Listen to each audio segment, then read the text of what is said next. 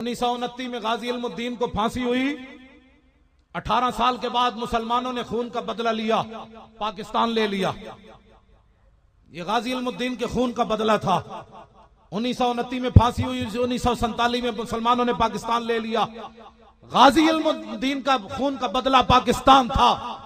अब गाजी मुमताज के खून का बदला यह है कि हमने उठकर इस मुल्क के अंदर निजाम मुस्तफा नाफिज करना है।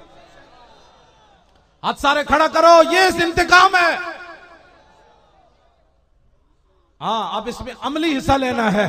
ये नहीं कि डॉक्टर साहब बुलाते रहे तो आप कहें मेरे पास तो टाइम नहीं है। ऐसे नहीं। मुमताज कादरी फांसे की फंदे की तरफ 4 पुलिस वाले पकड़ के ले जाने। मुमताज कादरी एन चलिया, उन्हें क्या कादरी साहब आस्ता चलो। मुमताज कादरी उन्होंने गल की थी, फरमाया जलील दो पुत्रो, लबे बाम भी पुकारा, सरेदार भी सदा दी, मैं कहां कहां पहुंचा तेरी दीद की लगन में। ऐसे चला मुमताज कादरी। वो तो अगर मूवी बनाते तो फिर हुजूर की उम्मत को पता चलता ना, फिर ओबामा को भी पता चलता कि सलाम उस पर कि जिसके नाम लेवा हर जमाने में, बढ़ा देते हैं टुकड़ा सरफरोशी के फसाने में।